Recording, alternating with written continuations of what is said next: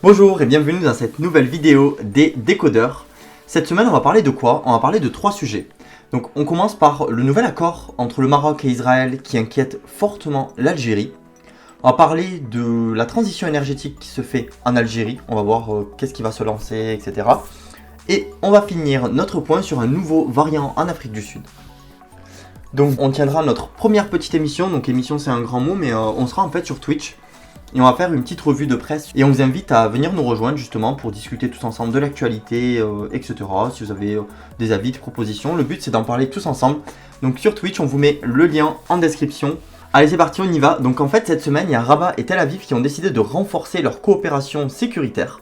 Donc en gros, le 23 novembre, il y a le ministre de la Défense d'Israël, Benny Gantz, qui est venu au Maroc. Et il a rencontré donc son homologue marocain, Abdellatif Youdi. Ils ont ensemble signé un protocole d'accord dans le domaine militaire. C'est le premier accord de ce genre entre Israël et un pays arabe. Même si Israël entretient des relations diplomatiques avec plusieurs pays arabes, c'est la première fois qu'ils signent une entente dans le domaine militaire avec l'un d'entre eux.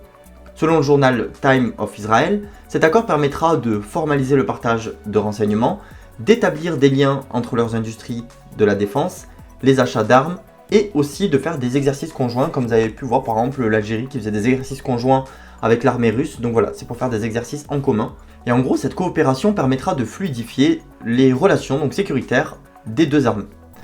Donc aujourd'hui par exemple, les ministères de la Défense des deux pays pourront plus facilement se partager des renseignements. Avant ça, ces informations ne pouvaient être transmises qu'à travers leurs services de renseignement respectifs. Maintenant, ils peuvent le faire de façon plus générale entre leurs gouvernements. À l'annonce de cette nouvelle, les Algériens se sont très rapidement sentis visés. Pour Salah Goudjil, le président du Conseil de la Nation, quand le ministre de la Défense visite le Maroc, c'est l'Algérie qui est visée. Donc pour citer sa phrase. Abdelwaheb Benzaïm, donc qui est sénateur FLN, a déclaré: nous devons prendre des précautions et nous préparer. Des plans maléfiques peuvent survenir des frontières et du Maroc et nous devons nous préparer à tous les scénarios possibles. Donc, est-ce que c'est vrai tout ça? Est-ce que vraiment le royaume du Maroc tenterait d'envoyer un signal fort à l'Algérie?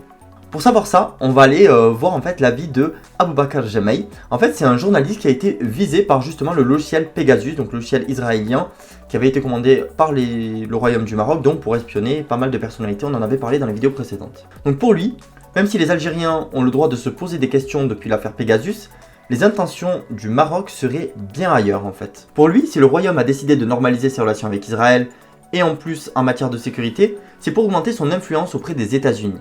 Il explique que le Maroc essaierait de se présenter un peu comme un élève modèle sur les sujets, par exemple contre le terrorisme, et ça devant les États-Unis.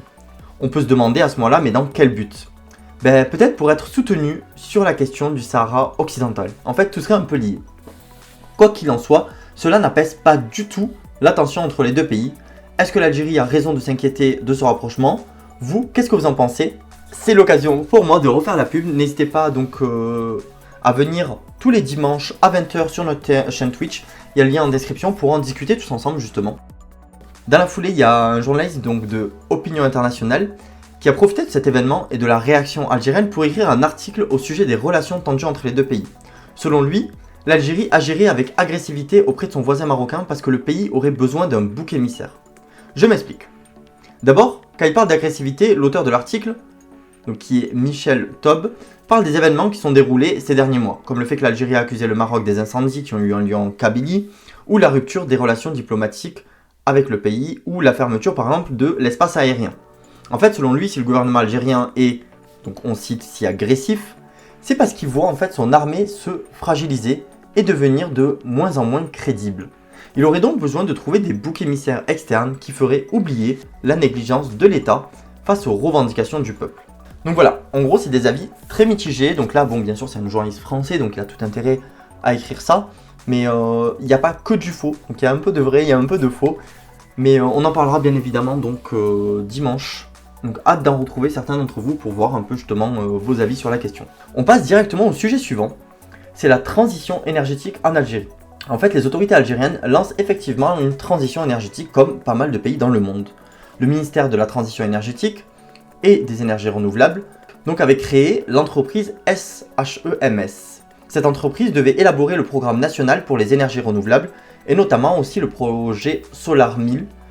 Donc le but de ce projet, je ne sais pas si vous vous en souvenez, c'est de réaliser des centrales solaires photovoltaïque d'une capacité totale estimée à 1000 MW à peu près.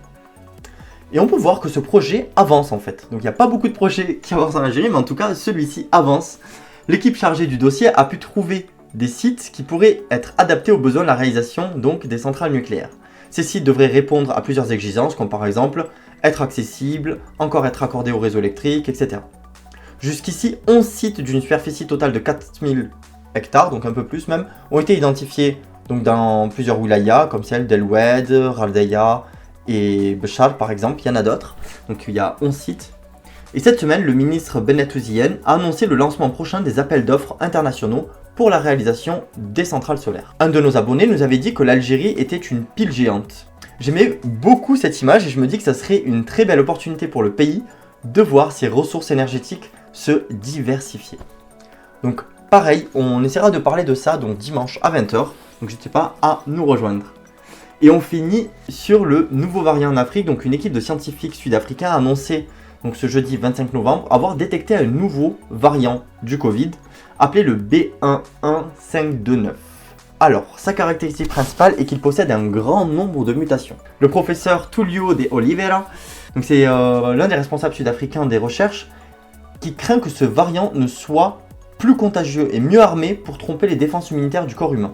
Donc le docteur Maria Van Kerkhove, qui dirige donc la lutte contre le Covid à l'OMS, indique que des études ont lieu pour le moment pour justement évaluer sa transmissibilité.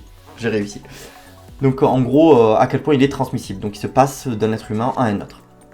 Donc ils vont aussi d'étudier sa sévérité et s'il peut avoir un impact sur les tests, les traitements ou encore les vaccins. On revient vers vous bien sûr dès qu'on en sait plus. D'ailleurs, si c'est le cas d'ici dimanche soir, on pourra bien sûr en parler directement dans l'émission. Donc encore une fois, on vous attend à cette émission. Donc le but de l'émission, elle sera soit sur YouTube, soit sur Twitch. Vous avez les liens en description. L'objectif sera vraiment de voir une revue de presse et de prendre un peu plus le temps qu'une vidéo de 10 minutes pour discuter des actualités, en parler, voir comment on peut avancer, etc. D'accord ? Donc sinon, à part ça, si la vidéo vous a plu ou le format vous plaît, n'hésitez pas à vous abonner pour nous soutenir, parler autour de vous justement de notre chaîne, ça nous aiderait beaucoup. Et sinon, quant à moi, je vous dis à la semaine prochaine. Et sinon, pour les autres, à dimanche pour ceux qui seront là. Ciao!